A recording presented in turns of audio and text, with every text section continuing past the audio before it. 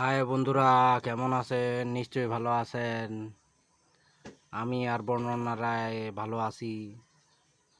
সকাল সকাল চলে এলাম গাছগাছালি দেখার জন্য এবং আপনাদেরকে মোবাইলের মুঠোফোনের মাধ্যমে দেখাবো। তাই এই যে দেখতে পাচ্ছেন আমাদের কি গাছগাছালি, জানালার ফাঁক দিয়ে ভিডিও ধারণ করছি। কি অপূর্ব সুন্দর।